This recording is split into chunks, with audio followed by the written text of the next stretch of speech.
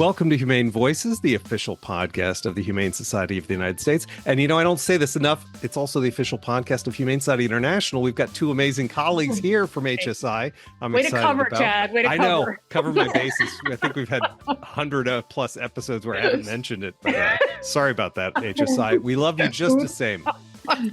So I'm Chad, along with Carrie. How are you, Carrie? I'm all good. Good. So today we're here to talk about the 5-year anniversary of a huge event in Canada. It was all over the news back in 2019 when it happened. So this is what it was. A roadside zoo owner in Quebec, Canada, was charged with criminal animal cruelty. Humane Society International worked alongside Montreal SPCA in seizing more than 250 wild and exotic animals, and then worked to safely transfer them to a network of partner sanctuaries and other facilities around North America. So we're going to hear all about it today from our two colleagues who were on the scene and were really instrumental in that case. Rebecca Aldworth, Executive Director of HSI Canada, and Kelly Donathan, Director of Global Animal Disaster Response for HSI. Welcome, you guys. Thank you so much. I'm so excited we're talking about this today. Yeah, congrats, I guess, on a 5-year anniversary. We're going to push your memory a little bit because this is 5 years ago you guys were on scene doing this, but I know you spent a lot of time on scene. That's certainly, we'll talk about that. But I'm personally curious what you get for the 5-year anniversary of a major horrible zoo closure. Is it silver? Is it wood? Is it linen? It's a lot of gratitude, Let's go quickly over so this is a roadside zoo. Can you give us a quick glimpse of maybe somebody might not understand what we're talking about with a roadside zoo? What kind of, there might not be an official definition, but give us a sense of what that is. Broadly speaking, a roadside zoo is sort of your unaccredited small, fairly small menagerie. Tell me that was the cat. Was that the cat? It was a dog, but yeah. Speaking of roadside zoos, I know, right? Menageries, yeah. I wish something's going to happen, but yeah, it's these small facilities. Usually relatively small. They don't really adhere to any particular welfare or conservation standards. They offer a variety of public interactive opportunities that really exploit the animals, and you can kind of find them everywhere. They are all over North America, in most towns and states and cities. And not necessarily at the side of a road, right? Like the roadside zoo can be anywhere. It doesn't have to be roadside. Exactly. Yeah. Okay. For me, a roadside zoo is generally unaccredited, but I would argue there are accredited roadside zoos out there as well. What we see is substandard treatment of the animals. We see a lot of public interaction with baby and animals in ways that is really detrimental to the animals, and a lot of really atrocious practice that goes on behind the scenes. That can be warehousing of animals during the long winter months, a lack of veterinary care for the animals, lack of proper food, water, socialization, exercise, whatever it may be. These animals are living a daily life of misery and deprivation. And that is the reality, tragically, of so many roadside zoos that exist throughout North America. Mm. And then what kind of animals and species did you see? 250 is a lot. I'm sure you saw a wide variety on this property. Yeah, it's almost a question of what kind of animal wasn't there, because we had so many different species, all of whom, of course, have very different and distinct needs biologically. And, of course, to see one operation attempting to provide that care to so many diverse species, there's no wonder that we encountered the kinds of problems we did in this facility. But it was an amazing experience to help with this rescue, to get these animals into a place of safety and security, and to try to repair some of the damage that had been done to them over the years. I'm really curious about like when you're handling something. I know our team has just incredible expertise, but when you're dealing with so many different species, like how many other groups tried like had to come in to help with this? And like, did you look for people who had like people in groups that had particular, elements of background that would prepare them to deal with particular species? Well, here in Canada, we worked with a large number of organizations and facilities that had specialization in these kinds of animals, but also who could recommend really reputable facilities across North America we could work with. Kelly did a lot more work in that space, so I'm going to turn it over to her. Yeah, we have, I mean, like you said, within our team, we had quite a bit of experience and expertise to deal with a lot of the different animals. We also have quite a broad network through other professionals who are able to, that we were able to ask for advice on. We work closely. Can you guys hear that? Yeah. Oh, yeah. Can we hear that? Okay. So I guess we don't have to ask where these animals from the zoo went. That's exactly what I was thinking. In that The second. 5-year anniversary or just the rest of my life? No. Hold on. Let me open our cage. I wonder what room is the tiger in, Kelly? It was just so perfectly timed, right? She's been so good. I've given 2 other presentations today already, and I'm like, ugh. I love that. Can you hear that blood curdling scream? Why, yes, we can. Yes, we can. That's your little PSA for parents don't make good pets. I'm going to pull this together. All right. Well, that's all we have time for, you guys. So it's been great. Yes. Okay. So there was quite a wide variety. I mean, we had big cats, we had bears, we had hoofstock, we had small mammals, we had birds. So we worked throughout our networks. I mean, we have a pretty solid understanding of how to care for a lot of these animals within our core team. But for anything that we needed extra advice on, we brought in, we were able to consult and contract in a zoological vet. He actually worked with wildlife all over Africa and in other wild spaces. So he was incredibly knowledgeable and was really like one of the most valuable people we could have had there on site. He worked with me not just on the veterinary care for things, but on husbandry, on how we were, building options to be able to properly transport the animals. So thankfully, we are quite well resourced in terms of either what was within our team or within our network. And you guys, this is obviously a huge operation. It's not like you guys were, you show up in the morning and then by the end of the day, you're done. Tell us, how long you were on property and how long this whole thing took. It took many months because this operation began many, many months before we were actually on the property, in terms of preparing and getting ready to assume, the responsibility of all of these animals. So it was many months in preparation and then months on the facility. And we were so lucky that the animal rescue team and our amazing, talented and incredible, motivated colleagues came up and literally moved to Canada and ran that facility for months on end. But I'll turn over to Kelly to talk more about that. Yeah, I mean, I think we arrived the last week of May, and I think I got back home middle of August. So it was quite a long time. I even had to relocate some of my family members up to Canada for a bit to keep working on things. But it was, it's what it is, and especially with the legal case. But it's not just that. I mean, you have to consider all the different permits that all these animals need to be able to move to other provinces within Canada, to the US. That stuff takes a really long time. It's testing requirements. We had to do, a lot of veterinary care. So it was, I mean, when I look back on it, sometimes I'm amazed at all the moving pieces that we had to put together to get all the animals off that property. And still sometimes amazed that we got it done. Yeah. It was definitely one of the most resource-intensive operations I think we've ever done. Certainly one of the most complex as well. Well, the complexity is something I wanted to ask about. I mean, we, over the years, our family of organizations has dealt with a number of these roadside zoos, and just getting people to take action on it is sometimes really challenging. I think partially because of the scale we're talking about. So, like, what actually prompted this case? Like, what finally got it moving? Well, I think there was a lot that happened in the lead up to the SPCA obtaining their warrant, but some of the evidence that came out during the court case was really shocking. So primates that were left outside in freezing temperature developed frostbite, lost digits. A lack of veterinary care being provided to sick animals. I mean, the list goes on, but those things prompted the SPCA to obtain their warrant and proceed with the criminal charges.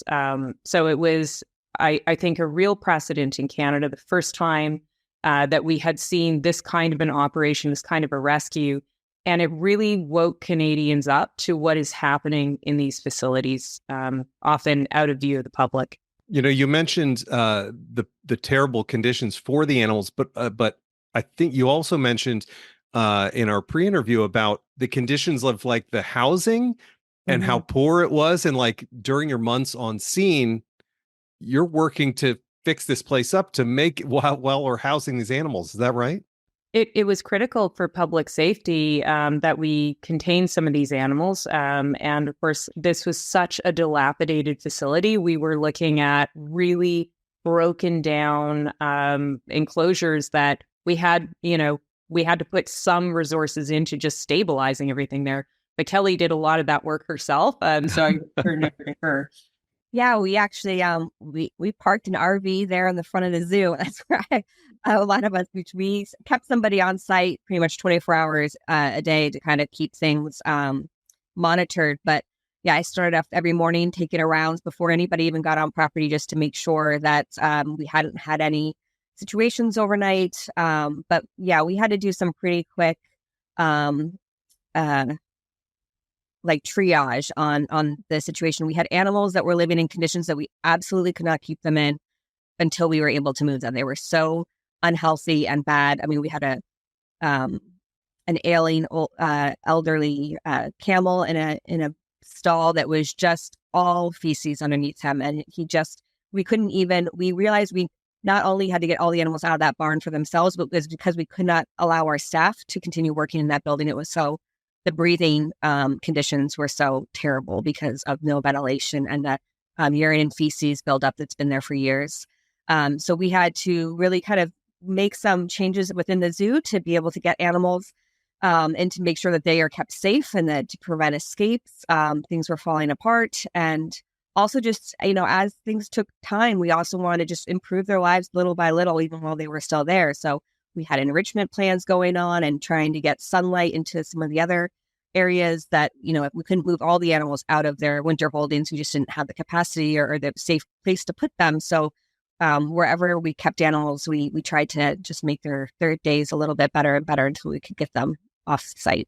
You mentioned also one of the things, I don't know if we can talk about this, the guy had escapes of animals occasionally on the property. And what was the thing that when the police first showed up at his facility? Yeah, we heard that when the warrant was served in the beginning of this operation, that his response to a knock at the door was something to the effect of, "What got out now?" In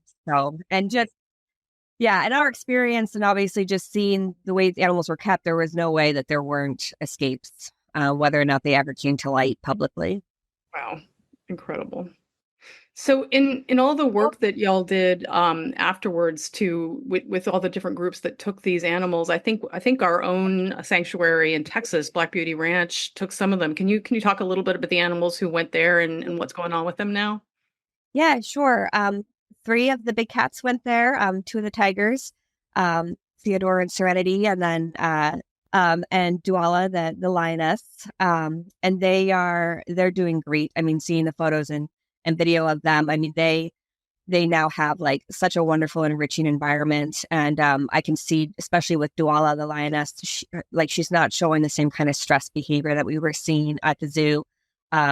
And so really happy to see them. But I think, to be honest with you, some of the biggest, most greatest, before and after sort of stories are Zook the zebra and the wildebeest and the kangaroos, the animals that came out of what we sort of dubbed the African barn. Obviously, kangaroos are from Africa, so not all the animals in that barn are species from Africa, but it was one of the worst places. I mean, this is where the animals spend probably 9 months out of the year because the Quebec winters are too cold for them. So they had to be warehoused in these barns, and there's no natural sunlight. There's no ventilation.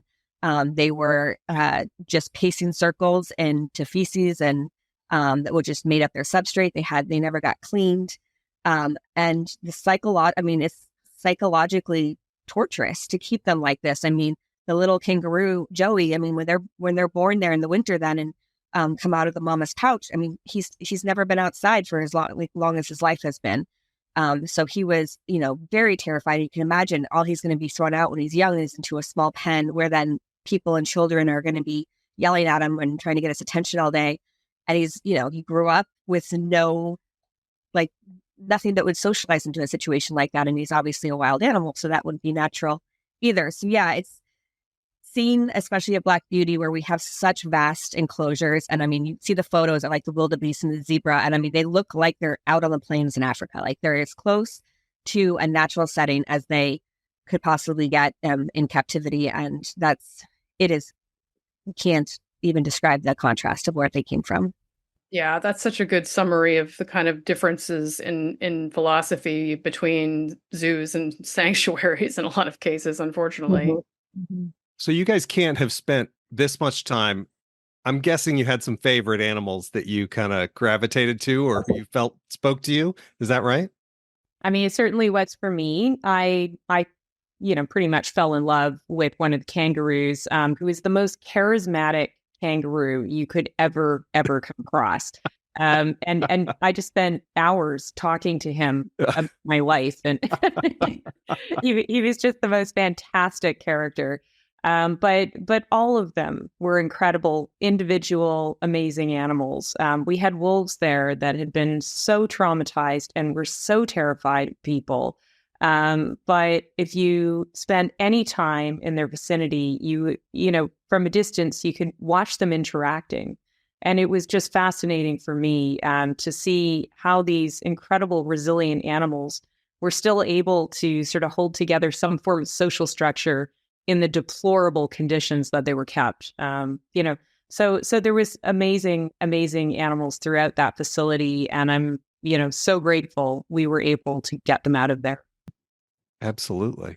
And Rebecca, this thing has kind of spurred some legislation that you've been working on. Is that right? Can you tell us a little bit about that? Yeah. I think, as I mentioned, this was certainly a very resource intensive, complex operation for us. But I'm very, very grateful to the organization that we took it on, because the outcry that occurred around it when it was on the news, when people were hearing about it, was huge. And it really got the attention of a lot of political leaders in this country. So right now we have a bill that is currently before the Canadian Senate that will outlaw future captivities of some species of animals, including elephants and great apes. There's a proposed amendment to add big cats to the mix, which would make this an incredible piece of legislation for animals in Canada, but also set an amazing example around the world.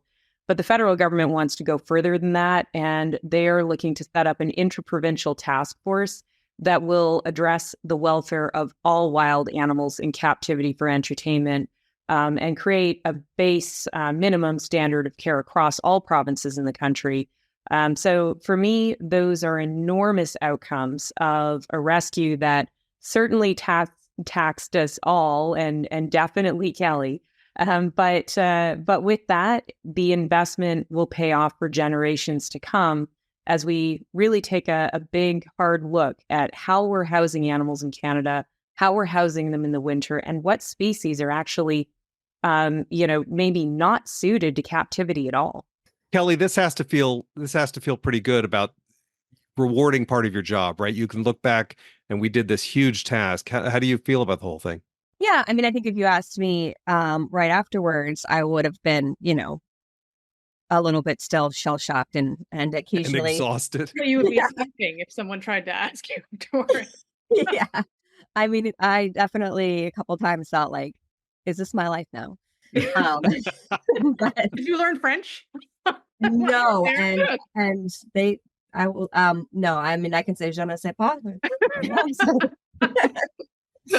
But I didn't really get to talk to many people outside the zoo. So, so there's that. But, yeah, I mean, I think what's hard, and I remember thinking this even when Rebecca and the team in Canada brought this case to us originally, and they showed us all the background footage and the photos from the inspections and said, like, this, and I said, it's awful. Like, I know it is, but like what kind of hurts the most is knowing that like that's the reality for the majority of animals in these facilities all over the country. We obviously can't stage an operation like this in every place. So we really need the public to like understand and really think critically when they go into a facility, or hopefully before they even go into a facility, like, where do these animals come from? Why are they here?